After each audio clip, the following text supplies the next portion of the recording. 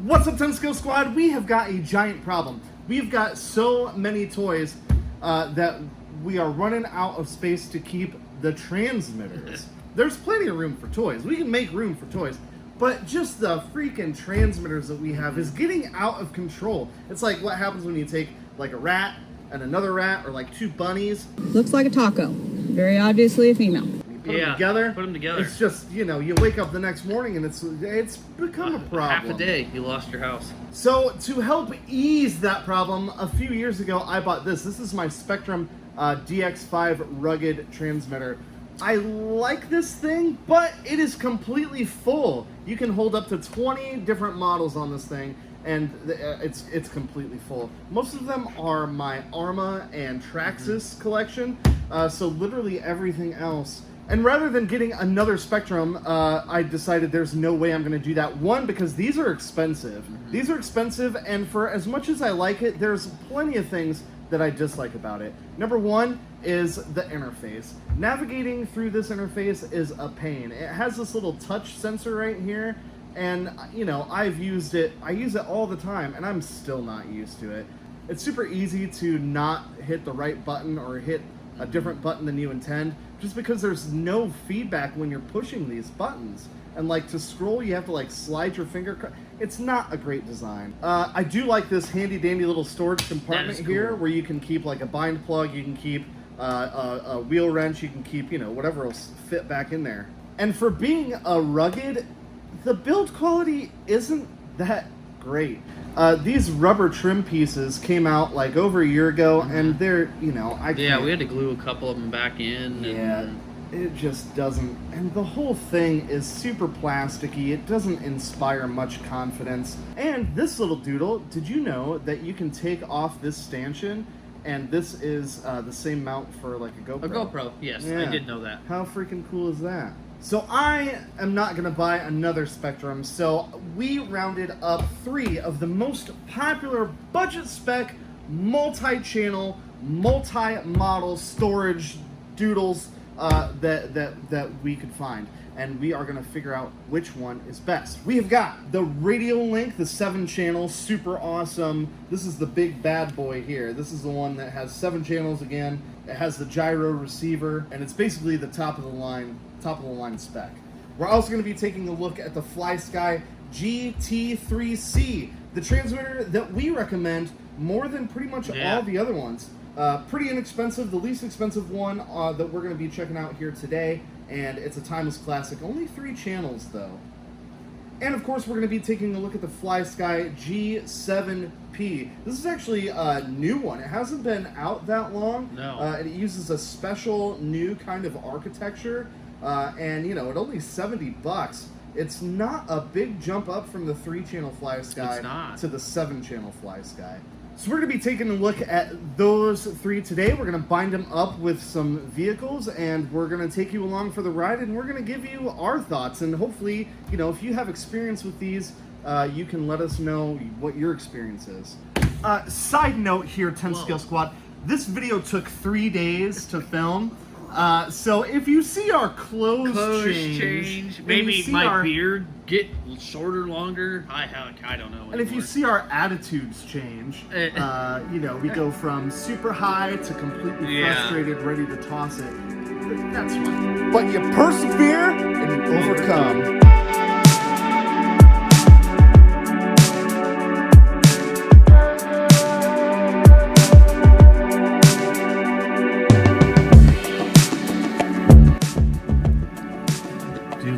This freaking mess. I'm using all the channels here, 6 channels, rather than trace all the wires, because this is a little bit of a rat's nest.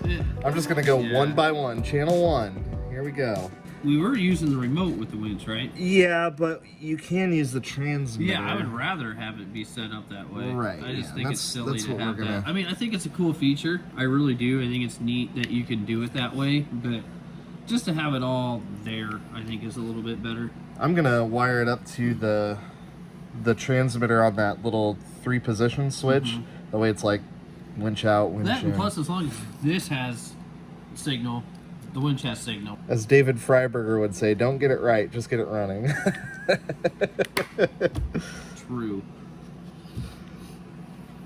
got it. Look, you know. I'm not gonna lie. I think Carl kind of lives by that standard sometimes too.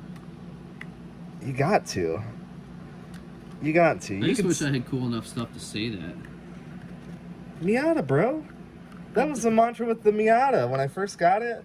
Your I was like, yeah, I'm not gonna get it right. I'm just gonna get it running. You got it running. I was like, all right, it's running. Now I need to make it safe. Oh, you can only make a Miata so safe anyway. I mean, I can't argue that. There's always going to be an element of danger. Go for it. The antenna wire I can see tucked out, and if we pinch that, that's going to be not good. Probably not. I think that's it, right? Is that the gray wire hanging here? He asked the colorblind man. Well, yeah. Gray should stand out pretty good to you, buddy. Okay. You should be the clearest of them. Honestly, I don't see it. I don't think that stuff's gonna pinch down enough to do. Well, I'm not gonna torque these down hard. I'm just gonna put it on there so I can say the receiver cover's on it. You know, like that's probably plenty. Would you torque it hard? I'd torque it hard. Yeah. I'd do that thing where they like flip up. This is where you cue like some kind of, I don't know, Cardi B video.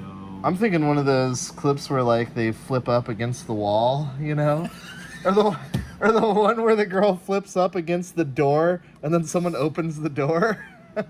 You know what I'm talking about? Yep. Torque fails, you know? Torque fails. Boom. Torque fails. Boom. Easy. Freaking easy. And that should be a huge quality of life improvement.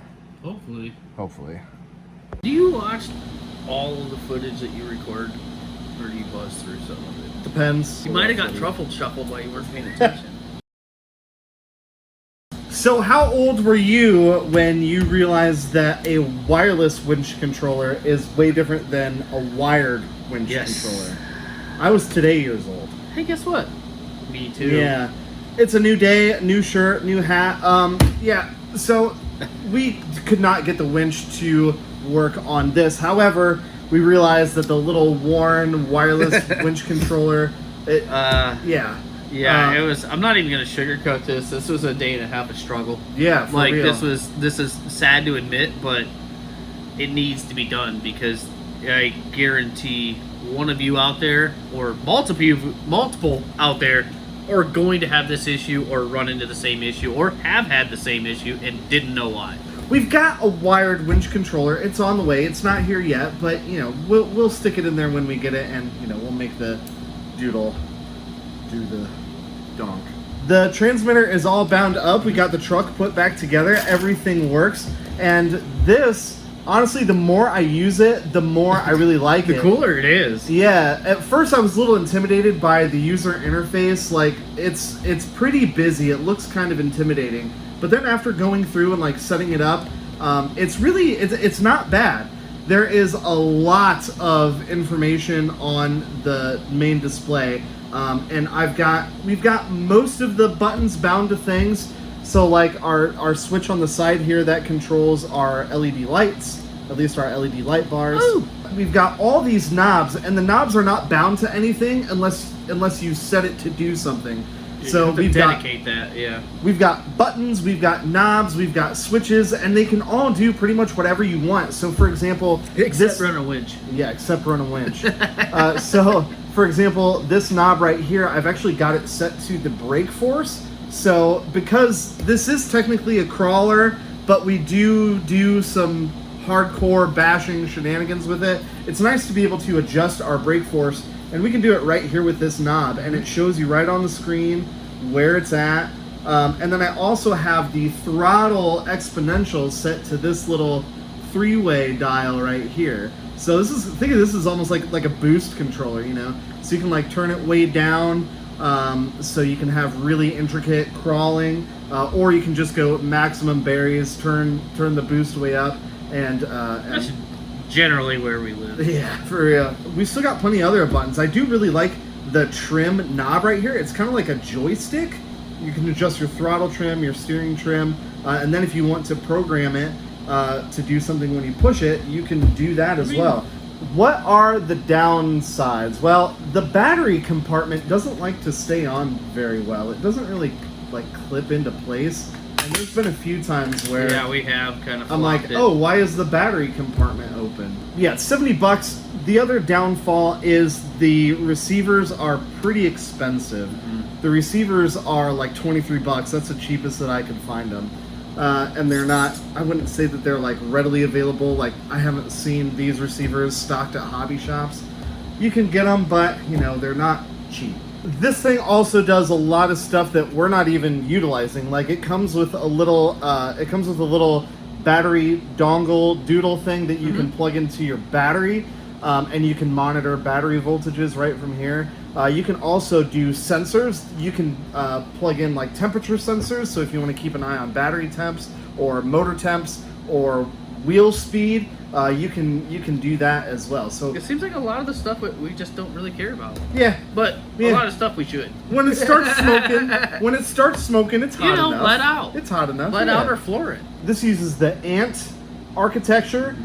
So if you have like a couple RCs with the integrated ESC receiver combo, like the Jimny, the Suzuki Jimny that we have, that thing, we were able to bind it with this right away, and now we can control the lights on that thing. We can control all of that with this thing right here. Really cool, right out of the box. Well, I have a lot of respect for a very simple, easy to read display. Yeah, all the things that you are really curious about are right there in front of you. Plus the timer, you know, so if you're one of those weird people that likes to time their runs, you know, you can do it right from the transmitter, and you can even bind that to a button, so you can have the timer like start stop right here, you know. So pretty awesome. The Everest Gen 7 Pro, this thing hasn't been on the channel in a long time. One of the first ever videos, and yeah, the last time it was ridden hard and put away wet. And the biggest problem, the biggest problem is this right here. We're using one of those like STX2 transmitters for it, but we got a bunch of lights and such to plug in, and this wiring, you know, this was back in the day, 10 scale garage wiring, where it's just an absolute rat's nest. So let's change that receiver.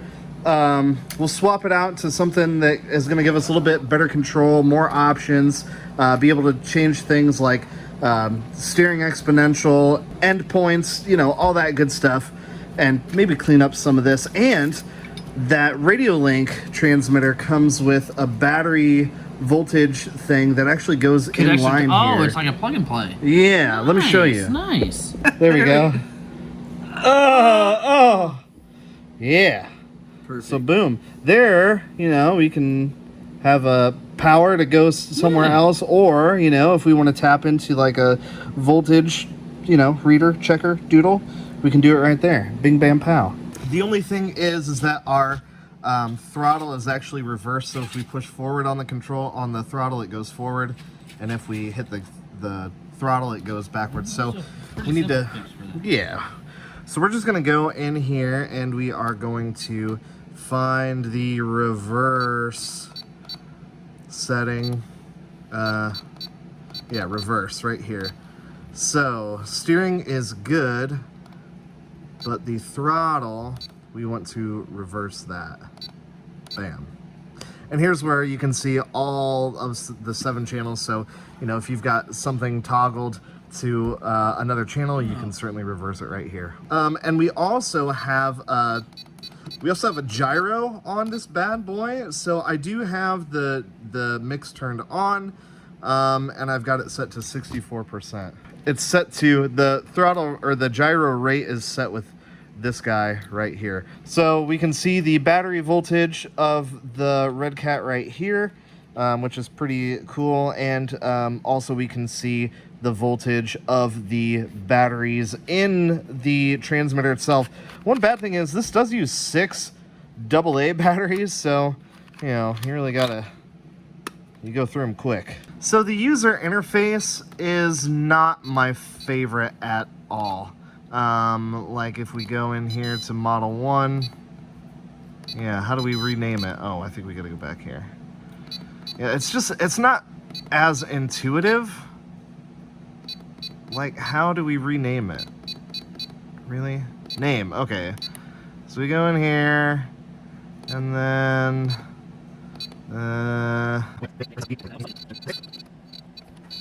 boom. Okay, Gen 7 underscore, Gen underscore 7 underscore. And, you know, I guess there's some information on the screen, but, you know, not as much as I would like. Like, we can't see where this position is on the screen. You actually have to look at the dial to see where it's at. The overall fit and finish design of the transmitter, I actually do really like. This thing feels really nice. I mean, it is a quality piece. 7 channels, you know, we got 2 3-position switches here that are nice and chunky. So, you know, if you have like diff locks or something like that, or a high-low speed trans. Trim is easy to get to, you know, I like that. Yeah, I really like the feel of this thing, but I don't know, the user interface just isn't quite as good.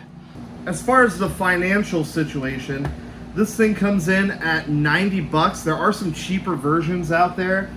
Receivers are gonna cost you, if you want an actual Radiolink receiver, it's gonna cost you around 20 bucks. So this is definitely one of the more pricey 7-channel budget spec transmitters out there. But this thing is actually super compatible with a lot of other the Radiolink receivers as well. The redeeming quality is that it uses the FHSS architecture. So, like if you run Futaba radios, there's a good chance that it uses FHSS. Or if you use the Spectrum STX2 transmitters that come with a lot of Horizon Hobby products, you should be able to bind this up with them no problem. Which we have a boatload of those. So literally, I can think of like 7 or 8 right off the top of my head that we can bind with this immediately. And you can store up to 20 in there. And there's actually a full compatibility chart on their website that will show you that will work, all the Radiolink receivers that will work with this controller.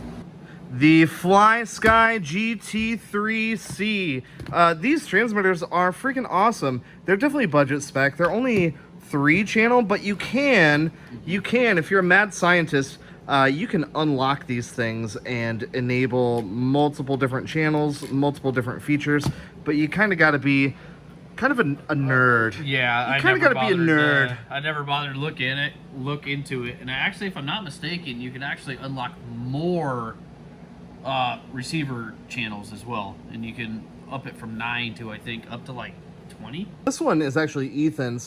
I had 2 of these, full disclosure. I had 2 of them and I broke both of them within a year, maybe year and a half.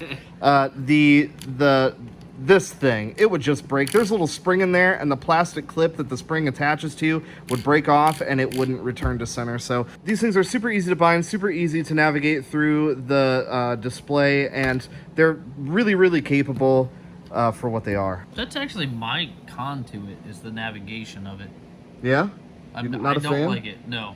Well, it uses this little wheel that you have to navigate, and with the combination of the buttons. These and like you have to, yeah, there's a lot of combinations of getting things, and I find myself very frustrated very quickly with just trying to switch cars. Well, let's show them what we're talking about. Let's bind up the good old Redcat Thunder Drift. This is a belt-driven 4-wheel drive drifty boy. I've got a bind plug in there already. Let me grab a battery. You already did it? Is it bound? Yeah. And it's even going the right way. Oh yeah. Nice. Sweet. So the reason that we are binding this transmitter with this car is because it's really important, especially for drift cars, to be able to set your endpoints for your steering servo. And this controller is actually, I think it's actually pretty easy to do that. So if we just go over here to endpoints, boom, there it is. Channel 1, that's what we have. Channel 1 to turn, channel 2 to burn. So if we push that, yep, that's what we, yep, we're doing channel 1. We're gonna hit, what is it, end? I think, yeah. And then we can actually turn it down or overextend it if we wanted to, but we don't want to do that. So I'm gonna turn it down just to the point where the servo stops turning. Right there, boom. 50% is about all we need. And from the other side, we're gonna turn this down to about 50% as well. We'll put it at 50%. And can we turn it more? Nope, 50% is about all we're gonna get. I was gonna say, it looked like it was about it. Boom! And it's really easy, you know, if you want to use like a ABS, you can absolutely get in here and, you can absolutely get in here and change your ABS response if you want. Your exponentials, you know, especially if you only have a few channels that you're controlling. I actually really like this interface. Once you get the hang of it, it's super duper easy. That's the kick, is getting the hang of it. Changing the name, I think, is probably the biggest pain in the butt. It can be, yeah. Yeah, see, what am I doing here? Yeah, this is where it got funky for me. Yeah, E. Ah, see, this is what gets you. There we go. Yep. One more. Perfect. Boom. Evo. So you can only have 3 characters, so you know you only got to get frustrated just a few times. 3 times to be exact. But this thing uses a freaking LiPo battery, rechargeable LiPo battery. And I charge that like once a year. Yeah, the thing lasts forever. And that's really all there is to this thing. I mean, yeah, simple, easy, inexpensive. Simple. Oh, let's not forget the best part. You can charge it directly through it. You don't need an extra charger, nothing to put in it. Just plug it right very in. true. Micro USB, plug it in, charge it up. Has an indicator light, tells you when it's going, tells you when it's done. Yeah, and they even make bigger batteries for it. So if that 800 milliamp isn't enough, I think they make like a 1500 milliamp too. So you know, I think I have one. Charge it once a year. Yeah. So what do we think? Yeah, 3 similar but very different transmitters. Honestly, I hate to say it, but I think the Flysky is my favorite. The big one, what is this? The GT7 or GS7 or whatever the heck it is. It's just, I like the way it feels in my hand. I like the layout of everything. I love how versatile it is and how easy it is to set up all the different button functions, everything like that. But just the transmitter or the receivers are expensive and they're not readily available. I don't like the wheel. It's my least favorite wheel out of the 3, and that is pretty important because remember, you know, like the trigger and the wheel, that's what you're going to be touching most of the time, you know, all the time when you're driving. So yeah, I don't know. That was actually going to be one of my top complaints, was the plastic cheap wheel. Maybe there's a way to change the wheel. I have changed wheels before on like budget spec stuff where if I broke it, it wasn't. And actually, I'll bet being a Flysky. Oh no, that power button's in the center on that power one. Button right in the middle. So I don't know. We'll explore that later. I'm definitely gonna keep this thing around. I don't know how many receivers I'm gonna get for it, but I do really like it, especially for crawlers, things that you need a lot of different channels. Yeah, it's great. What's the price point between one of those and a Spectrum? Oh, massive receiver. I mean the receivers. I guess. About $10. Yeah, Spectrum receivers are. I should say they're about 30, 35. Yeah, and that is for a 3-channel or even a 2-channel is almost $30. Whereas you know, $20, $22 for one of these receivers is going to get you 6 or 7 channels. Yeah, which is awesome. The Radiolink, I love that you can bind these with all kinds of different receivers. It does feel really nice in the hand. I love these switches, how clicky they are. But the rest of it, the interface, these buttons here, they feel a little cheap. I'm not super stoked on this big, goofy looking antenna.